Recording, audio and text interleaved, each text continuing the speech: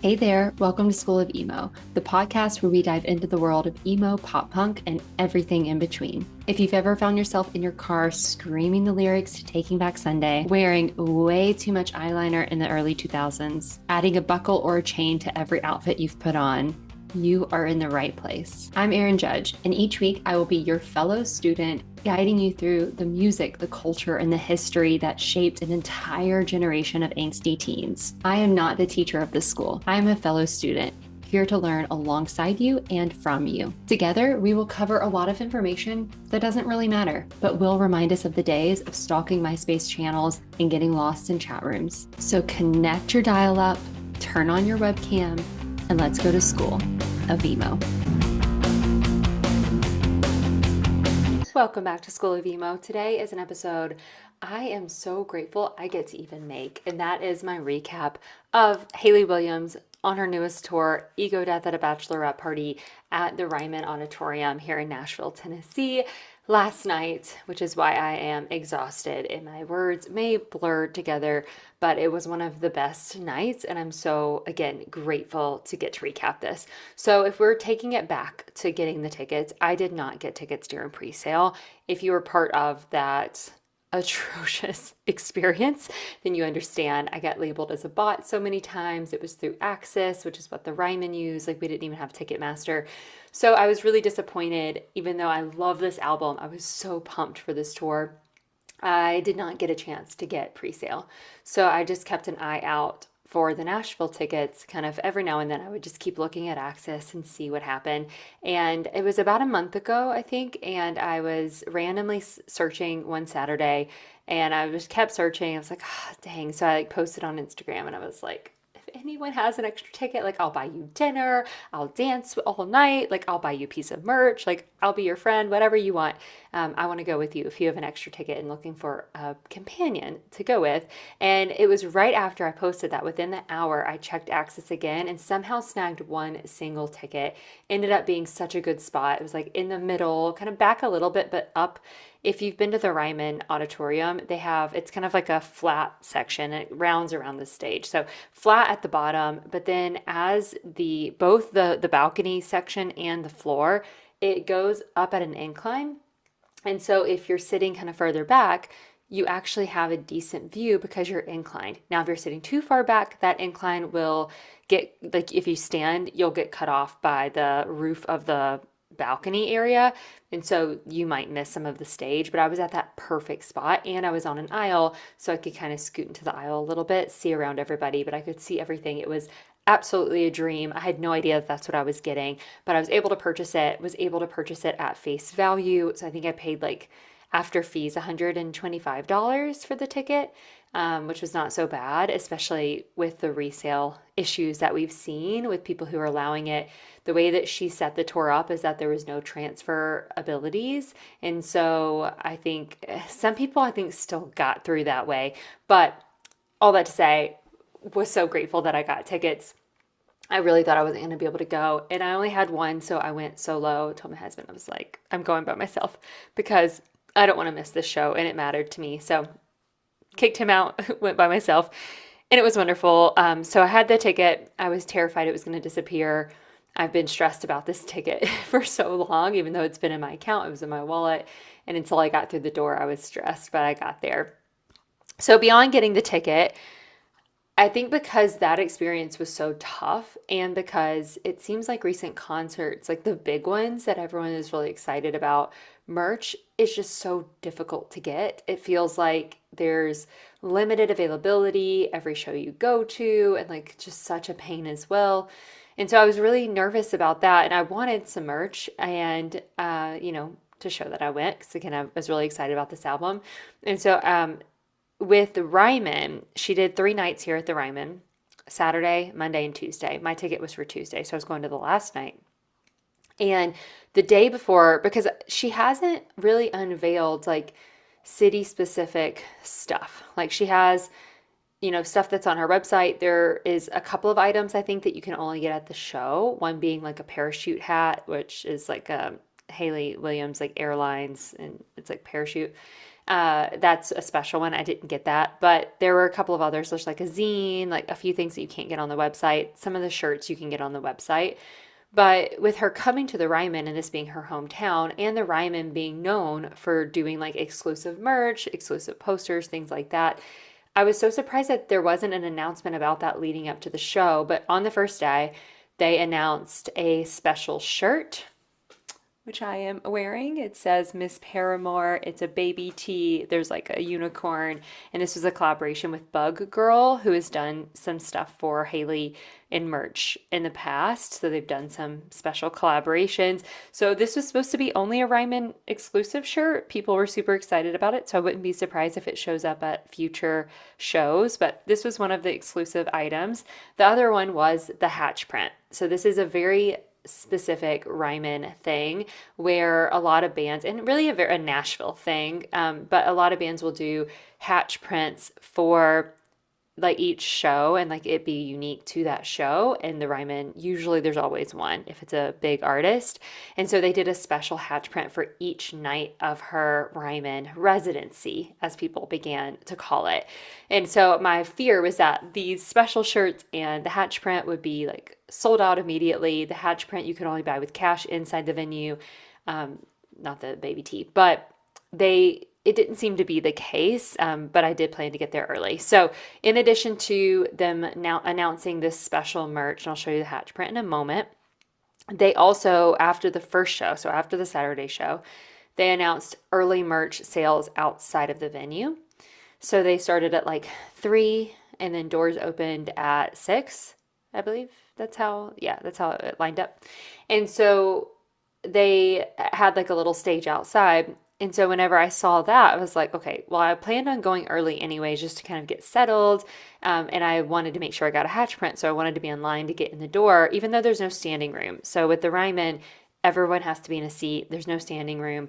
We're all standing, but there's no value really in getting in early beyond like getting to the merch earlier, which created a good atmosphere in the lines because no one was like fighting for anything. But I had that in mind where I was like, okay, I'm going to get there early.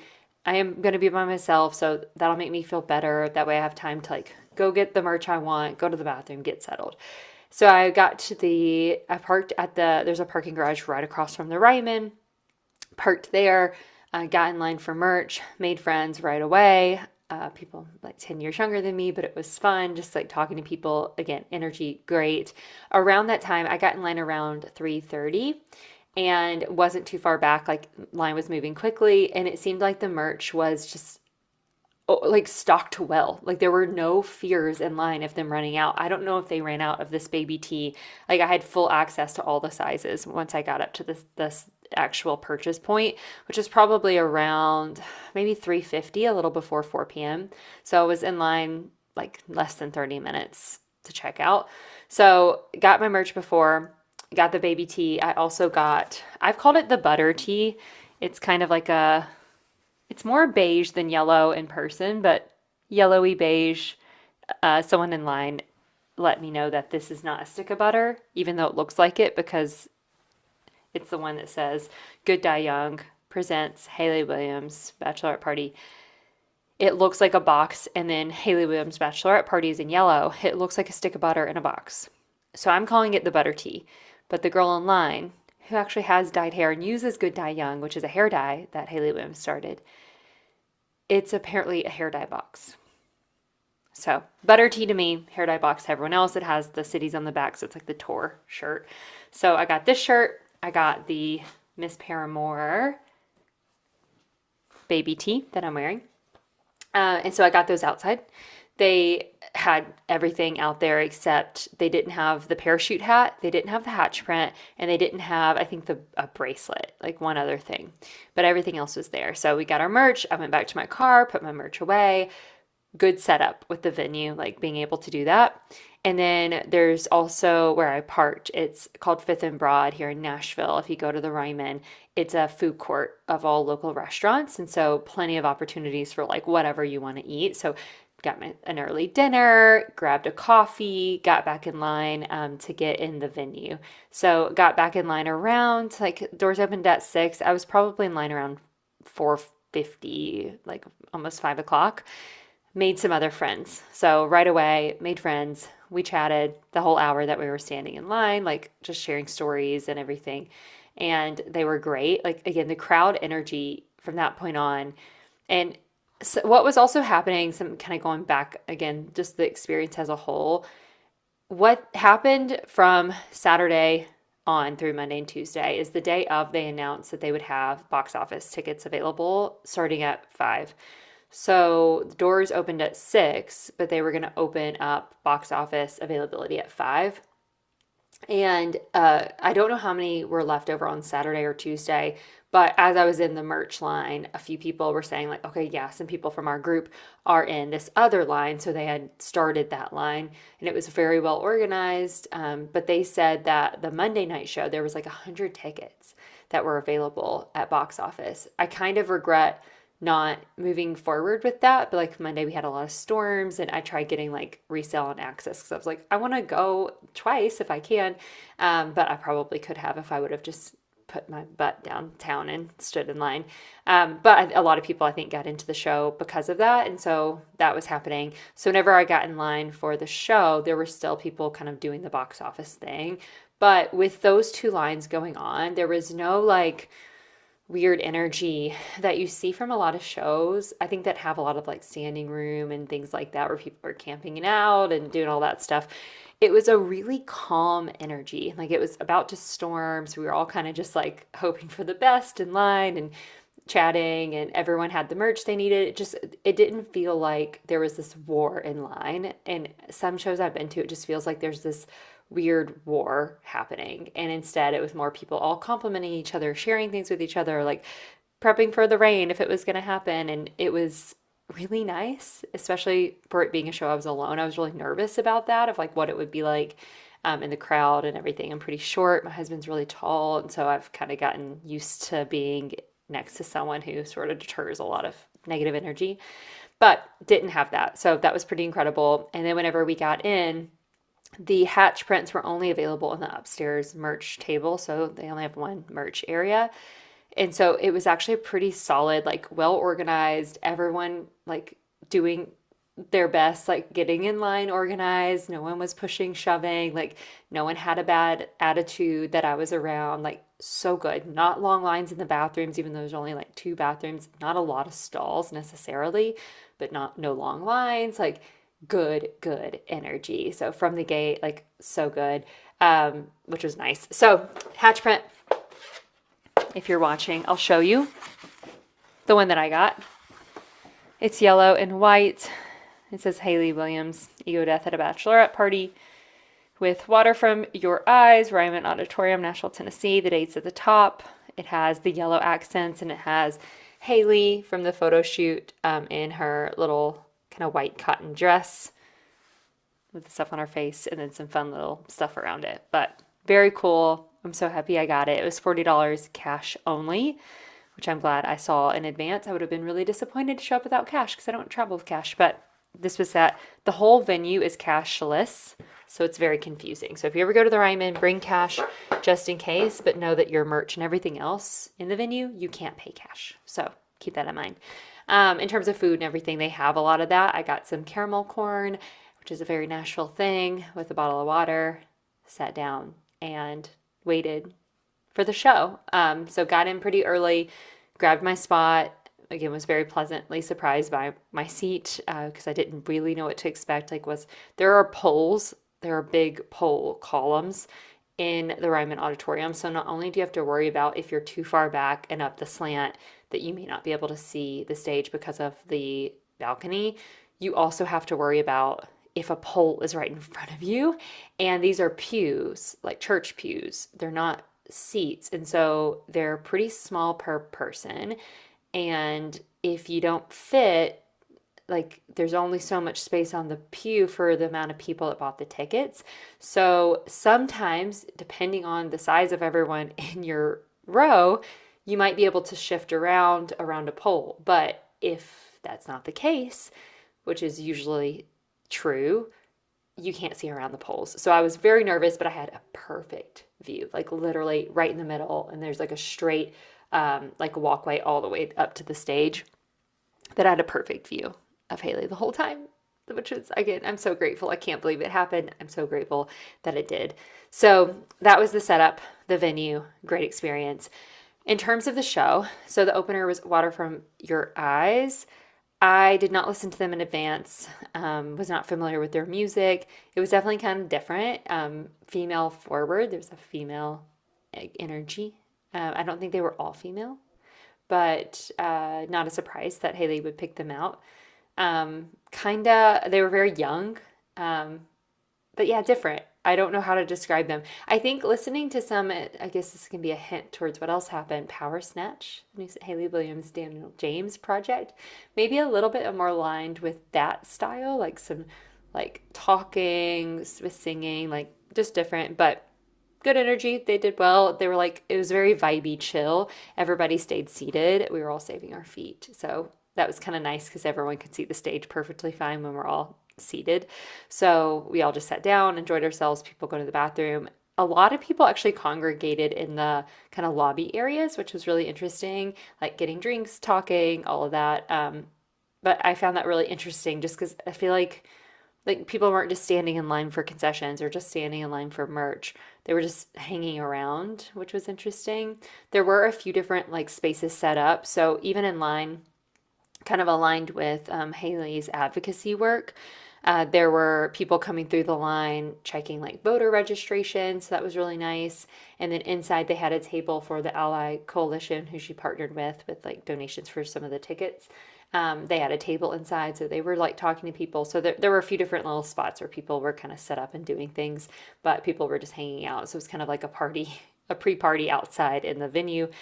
So if you went to the bathroom, you could kind of maneuver through all of that. But again, still good energy. Water from Your Eyes, good energy. Not everyone was like super into it, but again, vibey, which was nice, and different, which was also nice.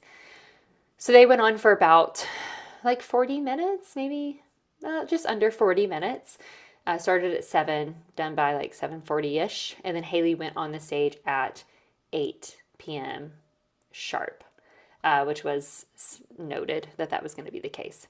She performed for a little under 2 hours total. So there was like the main section, and then there was this kind of encore section. And then throughout all of that time, it was mostly ego death at a bachelorette party. So not in order, like kind of out of order a bit, but then there were some surprises that we'll get to, which I think with every show there's been a few extra little surprises thrown in, both with the encore and the main section. The encore, it was only like her coming off the stage for maybe 5 minutes. We're all like banging on the pews. That's a very Ryman thing to do, like cheering. She comes back and then plays like a couple of more. There's like a surprise thrown in there and a couple of the rest of the Ego Death album that she did not already perform until that point. So that's how the flow of it worked. And then there was a variety of her on the piano versus playing the guitar, no instrument, just singing. So kind of mixing it up throughout the night. One thing that she's doing on this tour is that she has not only like really fun, interesting clothes, which is typical, but like accessories that she comes out with, and they're different for each show. So the show that I went to, we got the like kind of pilot looking hat thing.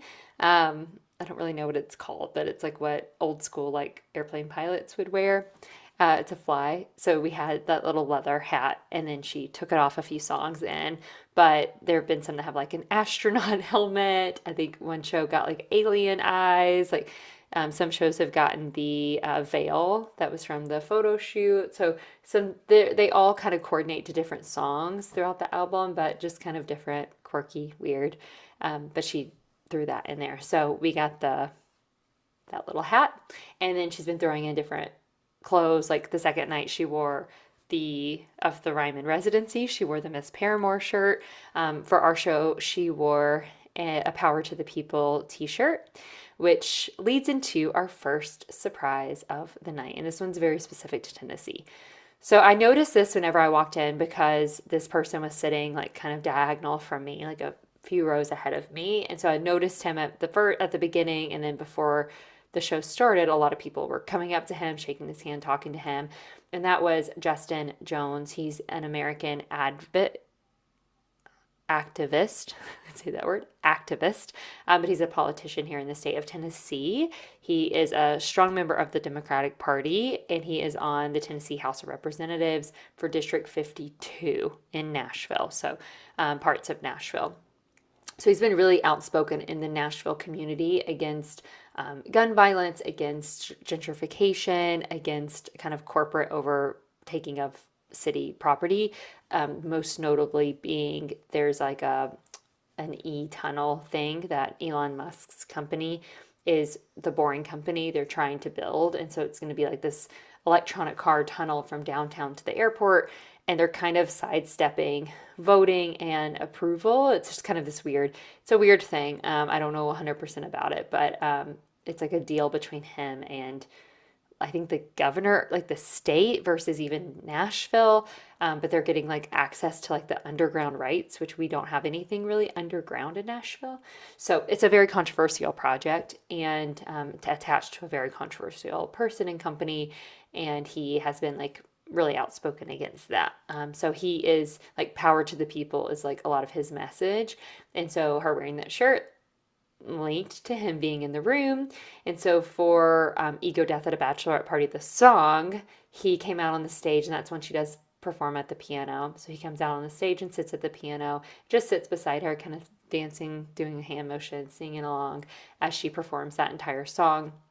And then afterwards, she introduces him and gives him the mic, and he does a speech that's basically just like because it's all about like Nashville can be what we want it to be, and again, bring the power back to the people here, and remove the people that are against that or looking out for maybe corporate greed. And he mentioned the tunnel. He mentioned another politician and things like that, gentrification, stuff like that, white supremacy against that. So it was really cool just because he did his speech, and everyone in the room is really into it, and it's a lot of the stuff that Hayley has been really outspoken against as well locally. But that was special, I think, for it to be the local show and for the people that were local in the room. So first big surprise that we had was that. One other surprise that I haven't really seen people talk about, like I've seen people post this, so you've probably seen this video going around where Hayley's sitting at the piano, and so when she sits at the piano, because of the light, there's like the shadow of her like behind her. So the background is basically her shadow, really big. And so there's a point in the show where she kind of turns around and puts these kind of like little devil horns with her fingers above her head. And so the shadow looks like it has little devil horns on top of her head. And I assumed that was just like some sort of joke she did between songs or something. Well, she sings like maybe it's a prelude. It's like a half song, right? A partial song that is really good, kind of in the middle of all these different performances at the piano. It is not on Ego Death at a Bachelorette Party. So maybe someone else knows exactly what that song is. But it's like, I don't want to become like the person of myself that I know I can become. I don't want that part of me to show, or like the bad parts of me to be revealed, kind of that type of message. It's very interesting and very much showcases her voice. So her voice is showcased more through like some of the screaming and the creativity with her voice, not like in Paramore where we see like the range and the belting and all of that. You don't see as much of that in this set, but in this song it's so beautifully like paired with her voice and her range. And that's the song where she does that. And then as it's kind of like trailing off, she does the little horns, which is really interesting. So that was kind of a surprise to me just because I've seen that clip, but I haven't really seen the song. And I haven't heard anyone really talk about that song necessarily, like beyond just the rest of the show and the set. So the second surprise, which is a huge one, and you've probably already seen this circulating, everyone freaked out, but she did a section. So usually she brings out a guest for like Parachute. I think she brings out a guest, like some people to like sing part of the song, but she's brought out guests to sing a partial part of songs. I think Parachute's the big one. And so we were expecting that. And even in line, like both of the lines I was in, there was a lot of conversation around like, this is third night in Nashville. Like, who's she going to bring out? Like, who could it be? You know, it's a lot of her friends and I mean, a lot of artists are here. Who would it be? And so she introduces that she's got a guest and she met them at the Grammys and she is a big fan of their songwriting. And the song that they were going to sing together is one that she had been listening to for like a week or so and just crying to, and like it was really meaningful to her. It was Noah Kahan. So people lost their minds. One thing I did not share is that in my pew, I was seated right beside a pole. So technically, the seat beside me was not sold to anyone because it was literally a pole in the floor. Like you couldn't go around it. So I could enter, and it was like I had a big section in my little seat. And then on the other side of the pole, that was like the next 5 people. So this young girl sat in that other seat. So we were in between the pole or on each side of the pole. And she was also alone. We became friends. Well, a group of 4 much larger individuals came in. Again, not their fault. I mean, it's the Ryman. It's how it's set up. But when they sat down, they took up that entire section. She was like squeezed into the pole. So I told her, I was like, there's no way. Like, you're going to stand. And it was like dudes and girls. But the dudes, like, were very wide shouldered as well. And so it's like, you're going to stand up and they're going to push you into this pole. So I told her, I was like, I'll scoot into the aisle a little bit and you can come into my little section. So we shared like a seat and a half for us two. And then they all took up 5 seats. So that's how we did it. So she was really into like indie music, like that style, kind of Americana. We had talked about some bands that she really likes. And so whenever he came out, she freaked out. But no, she was like, oh my God, like she loves him. So it was kind of cool because like I like his music. I respect him as a songwriter. You guys know it's not my style. I like emo music. Would have hoped for someone else, but it was great. And they performed a song of his called Downfall, which the lyrics, like kind of lyrically, very much fits a lot of the ego death at a bachelorette party. So they did this duet and it was really beautiful, like just with his guitar, very simple.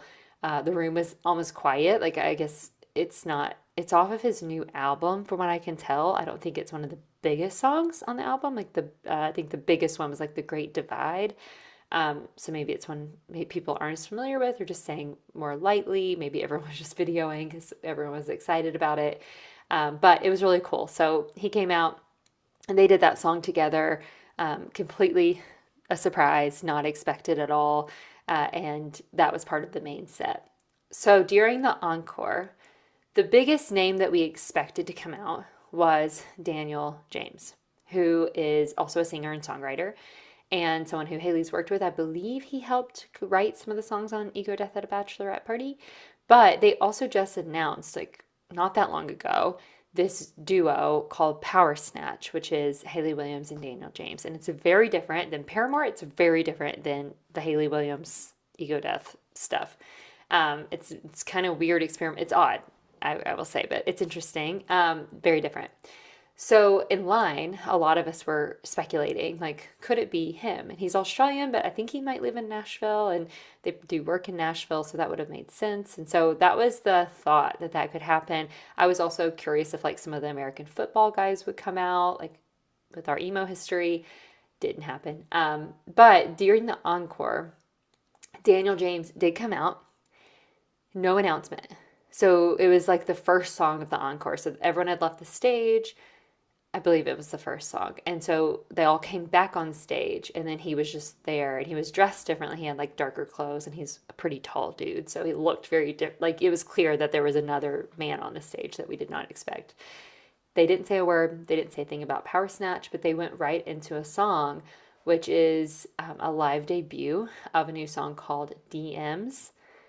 It was very beautiful, but it was kind of confused. Like we were all like trying to figure it out. And people were excited, but it was also like who is this person? And then after it was over, she didn't say anything. She was just like, now back to regularly scheduled programming. So I'm curious if they filmed it, like what they were doing with it. But it was really interesting just because it was so kind of glossed over in a way, but it was her and him. I think they both had a guitar singing this duet that was really cool. But yeah, so Power Snatch made a live debut in the middle of the encore.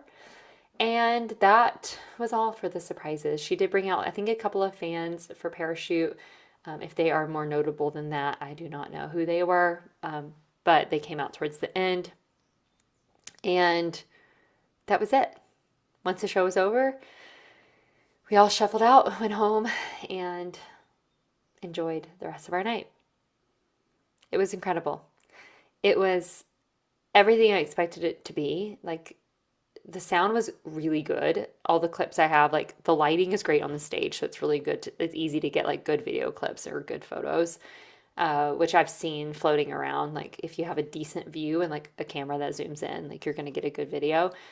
The sound was so good. Like, the videos I took, even though all the fans, like, everybody was kind of screaming, singing every word, like, really into it, you could hear her voice and like the voices of everyone else so clearly. And I've seen that in other clips as well. So I'm sure they've just dialed that in. But also, the Ryman has like speakers at the, like, where I was under the balcony, and they have like speakers from that balcony ceiling. So I think they have the speakers spread out really well, which is nice. So that was really great. People were dancing. Like, again, there just wasn't a lot of like weird energy. Like, people weren't pushing each other. There was one guy that was really obnoxious and like vaping, which you're not supposed to do inside the Ryman, and like moving around and just picking out like, oh, this seat's open, let me go here, like, let me walk up there to take a picture, and then, like, let me get attention from everybody. But that was one guy compared to usually that's like half of the room at some of these shows. So that was not the case, which was nice. And so I don't know if that has been the case with all of the tour, if that was just this Nashville night or what it was, but I loved it. Like, such a good crowd. And I would say it ranged probably people in their like mid to late 20s, ranging up to like early 40s. Like, that's the range it felt like. There were a few people older than that, but I don't think I saw a single child, which was also interesting. I think because tickets were so hard to get that you're probably not taking your child if you're prioritizing. A lot of people seem to also be alone or like in a small group versus large groups, but very cool. Time of my life, everything I expected. Like, I just danced, got to dress up, have fun with it. I wore like a little mesh skirt with like a yellow bathing like bikini. So I put that on underneath it and had like a little kind of white tank top kind of rolled up under so you could see the bottom of the bikini and like the top of the bottom. So went full on, like, had sparkly eyeshadow, like hair clips, and a lot of people did the same. I just like really got into like her style and just kind of the style that we've seen throughout the tour, which is always fun to see. And my feet didn't hurt at the end because we weren't standing the whole time. Like, it was just good. Good energy, good night. I had a great time. If you're able to get a resale ticket or a box office day of ticket, do it. I'm assuming that the box office ones were available because there wasn't the ability to transfer. And so it might have been people who bought like the bots or the resellers not being able to actually do that, and then it goes back to the box office. Like, maybe that's how that's working, I'm not sure. But check it out, maybe you'll get a ticket as well and you can enjoy a night. If you're going to go by yourself, I would say 10 out of 10 experience. It was definitely worth it and felt good. Like, no complaints. It was a great first show alone in almost, or maybe even over 10 years, because I married a guy that I like hanging out with and we like the same kind of music. So don't have to go alone. But that was my experience. That's our recap. And if you have anything to share from a show that you went to, one of your favorite surprises that's happened throughout the tour that I did not cover, please share. And then I will see you in our next class.